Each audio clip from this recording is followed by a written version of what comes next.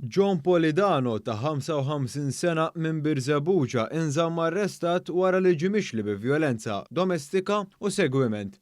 Il-prosekuzzjoni qalet kif daħlula diversi rapporti ta' fastidju fiżiku u permezz tat-telefon fil-konfront tal-imputat. Fost l-oħrajn instema kif Polidano allegatament imur barra residenza tom it-tifel tiegħu f'Bormla fejn jagħmel storbju, jajjara u jeddida għall-aċċess tibnu. L-imputat kiser ukoll sentenza sospiża li kien ingħata mill-qorti fil-passat f'każ separat b'akkużi simili. Polidano wieġeb mhux ħati għall-akkużi miġjuba kontrih, filwaqt li d-difiża argumentat li l-mara kienet tmur istess fir-residenza tiegħu u tiltaqa' miegħu b'nadi oħra. Din żidet tgħid kif l-imputat għaddej minn trauma hekk kif imur jara lil ibnu l-appoġġ u dan ma jkunx hemm minħabba l-omm. Id-difiża ma talbitx għal ħelsien mill-arrest tal-imputat f'dan l-istadju, iżda għamlet talba sabiex l-akkużat jingħata għajnuna psikoloġika.